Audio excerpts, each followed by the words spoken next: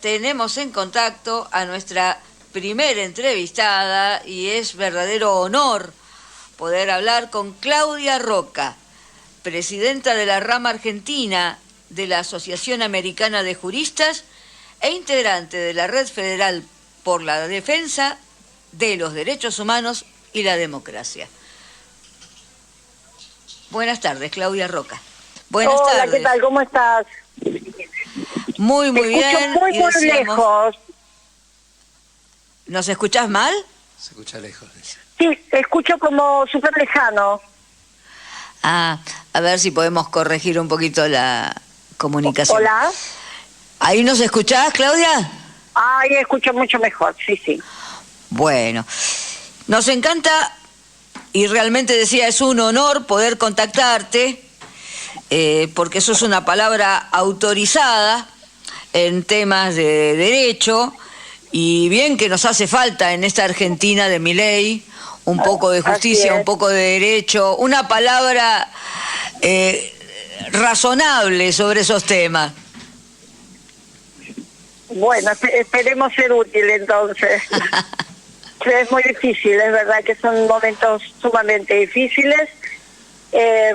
Tomo la definición de una queridísima amiga que es psicóloga, que lo caracteriza al presidente de la nación como canalla, ¿no? Es una caracterización del ámbito de la psicología. Y un canalla es alguien que no tiene reglas, que no tiene normas, que no tiene códigos, que no tiene registro ni empatía de los demás. Y lo más terrible es que está convirtiendo a la Argentina en un estado canalla, ¿no? Sin reglas, sin ley, sin orden. Orden en el buen sentido de la palabra, no el orden de que no pase nada, eso es los cementerios. Orden en el sentido de entender cómo funcionan las cosas, que sean previsibles, que uno pueda llevar su vida con alguna previsibilidad, ¿no? Esto es lo que nos están de lo que nos están despojando. Y nosotros estamos sufriendo en carne propia no solamente eso que vos señalás, sino la falta de respeto por los derechos de todos nosotros, de la comunidad. Claro, sí, claro.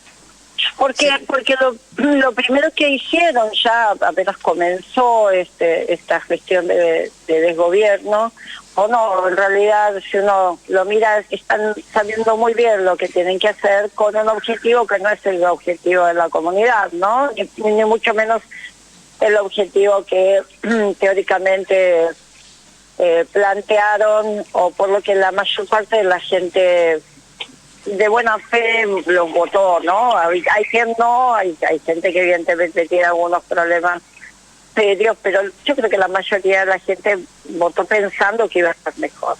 Pero decía que lo primero que hicieron fue dejarnos sin garantías constitucionales, ¿no? Con aquel decreto 7023, y ahí en más se fueron desarrollando.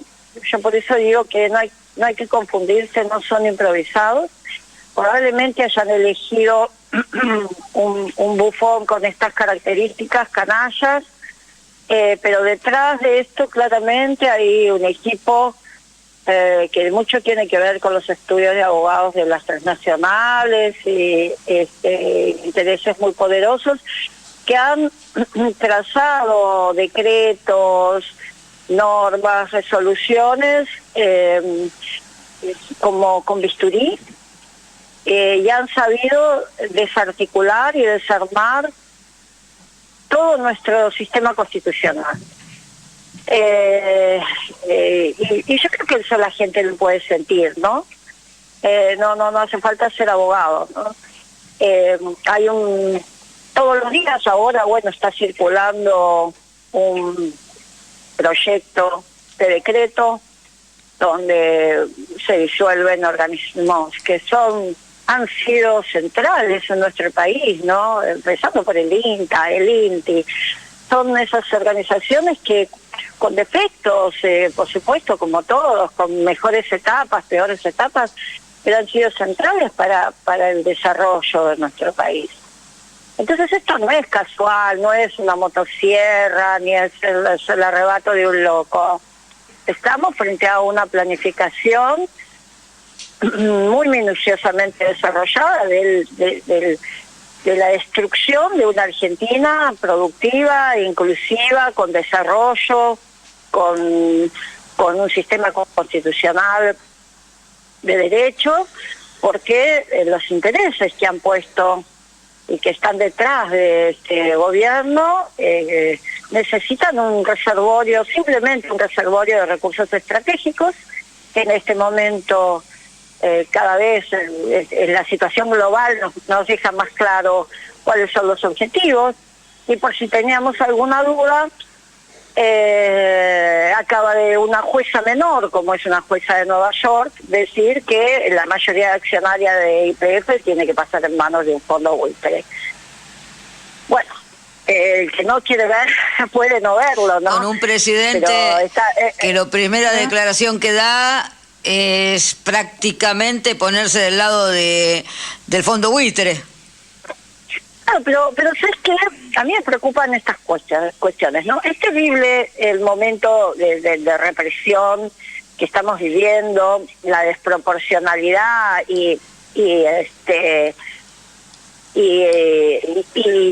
doble rasero que está teniendo el Poder Judicial en vez de frenar toda esta honganada de normas que claramente están trazando un plan represivo.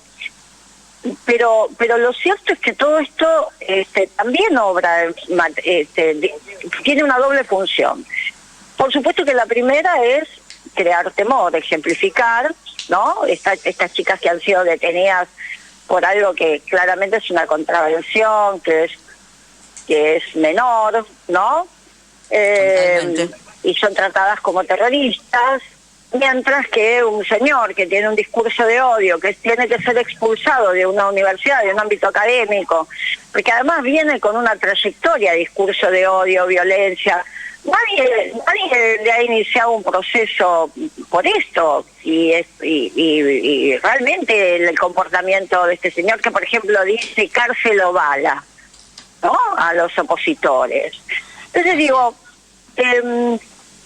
hay también un poder judicial que no ha cumplido la misión de sostener el orden constitucional, sino más bien en algunos otros han sido más que cómplices. Y aquellos que tratan de frenarlo son denunciados ante el Consejo de la Magistratura, porque quiero decir, el juez Gallardo, la jueza Andrade, ahora hace poco los camaristas del trabajo, el doctor Pompa y su compañero, la firma de determinados fallos que tienen que ver con garantizar los derechos laborales que están en nuestra Constitución, son perseguidos. Entonces, es un momento muy complicado, pero creo que por lo mismo también tenemos que elegir bien las estrategias, ¿no? Porque no podemos dejar de lado cuál es el objeto de todo este proceso, y es la apropiación de nuestros recursos y el empobrecimiento y la devastación de nuestra población. Está claro que es así. Si no, no podrían tener ese discurso de crueldad. No es una crueldad que es graciosa o es televisiva. No, están naturalizando el fin de un modo civilizatorio, que no ocurre nada más que aquí, está ocurriendo en muchos lugares del mundo. Pero también en muchos lugares del mundo las sociedades han sabido organizarse, han sabido priorizar y resistir estos procesos. Claro, entonces, con esta metodología que utilizan ellos, nos distraen, nos asustan, como vos señalás, nos traen miedo a la comunidad para que no reaccionemos y nos sacan del eje. Así es.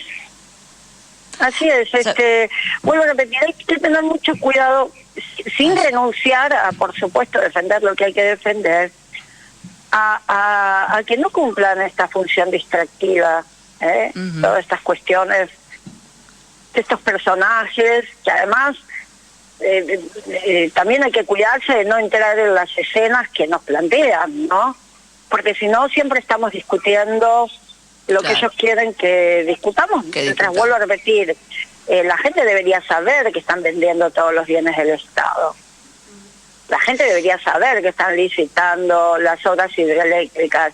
Y uno puede decir, bueno, yo estoy en mi casa, qué sé yo, pero eso es, no tenés luz mañana, o para tener luz tenés que pagar tarifas monumentales. Claudia, o tengo mañana te puede cortar el celular, ¿no? ¿Cómo? Sí.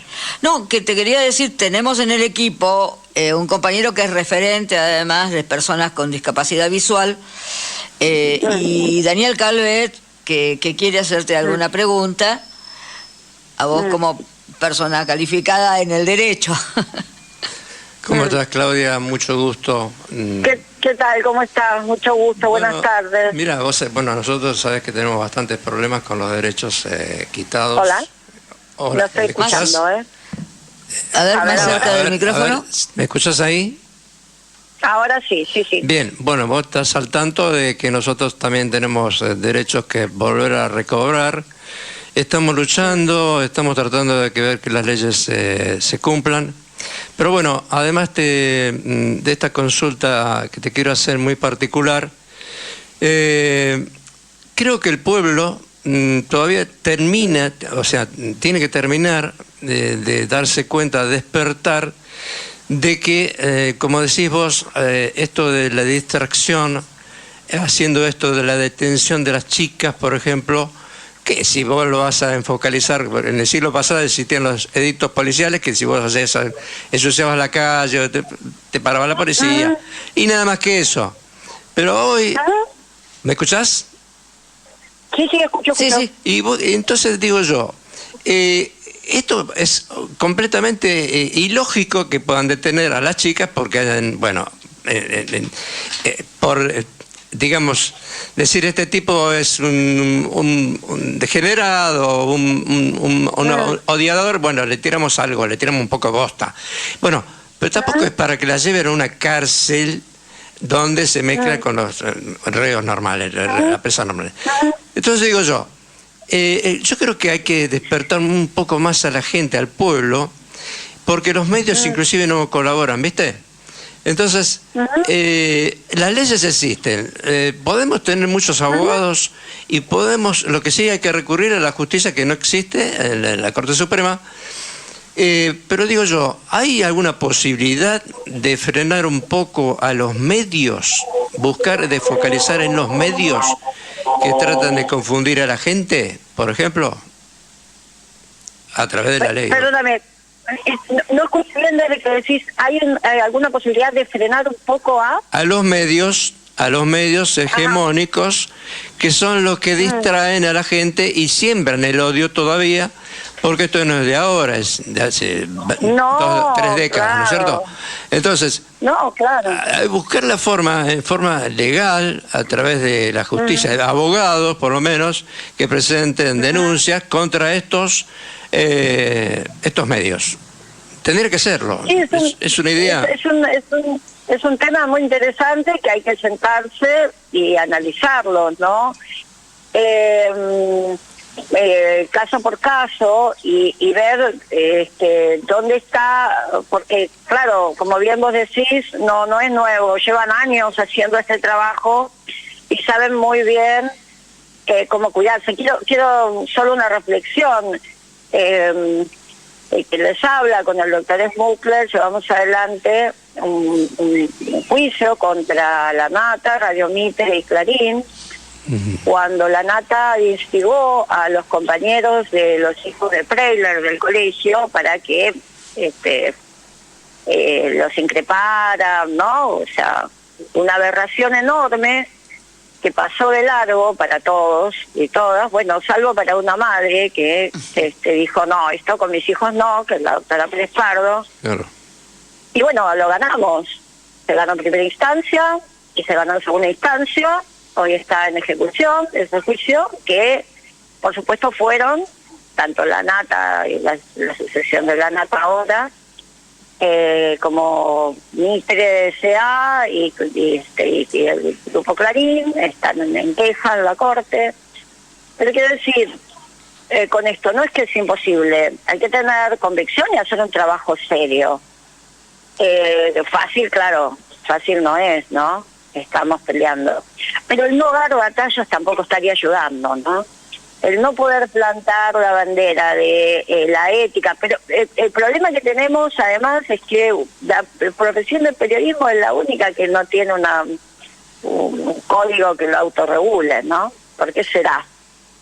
Pero bueno, fíjate que también nosotros somos amicus en causas en donde, por ejemplo, a la diputada Biasi o al ex legislador Bodart, la DAIA les está haciendo, les inició una denuncia y una querella por delitos de odio por decir que lo de Gaza es un genocidio. Entonces, estamos complicados, ¿no? Por suerte, en el caso de Bodart, todo lo que pasa es que la Cámara lo dejó sin efecto, entonces ahora estamos esperando el fallo. En el caso de la diputada Biasi, un lamentable, increíble y lamentable fallo del doctor Rafecas que la procesa. Entonces, pero vemos que ellos saben usar estas herramientas y bueno, tenemos que empezar a usarlas nosotros con responsabilidad y seriedad.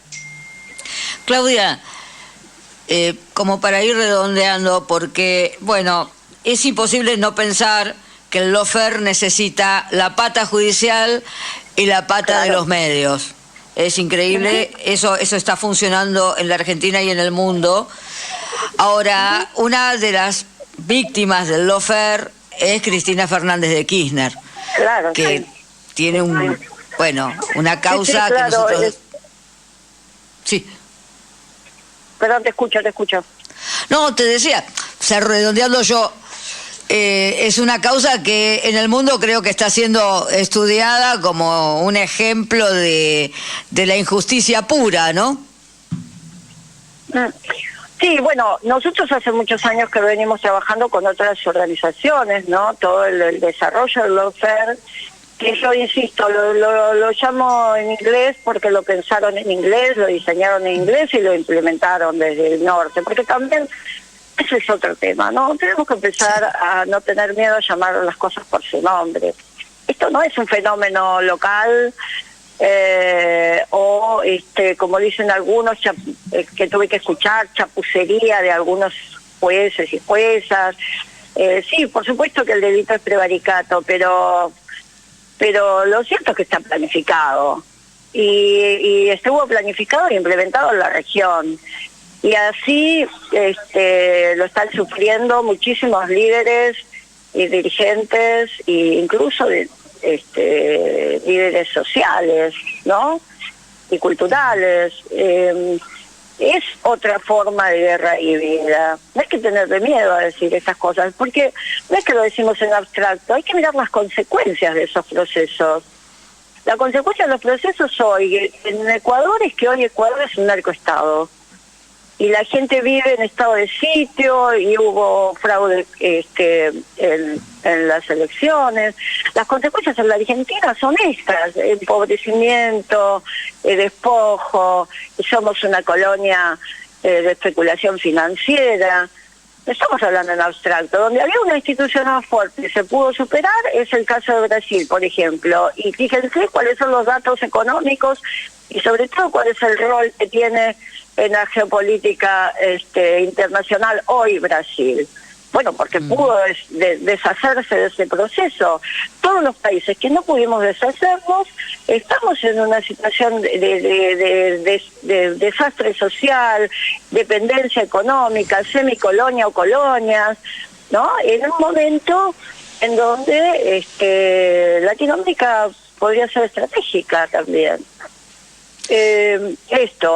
Y vuelvo a repetir, no podemos dejar de decir, esto está planificado en inglés y el origen está claramente en el hemisferio norte. Por supuesto que con transnacionales, que hoy Estados Unidos no es un factor político en sí mismo. Estados Unidos, en realidad, los gobiernos de Estados Unidos son los representantes de determinados grupos económicos transnacionales que tienen otra composición distinta a las de hace 30 años atrás, porque hoy están las tecnológicas, los grandes fondos especulativos como la BlackRock.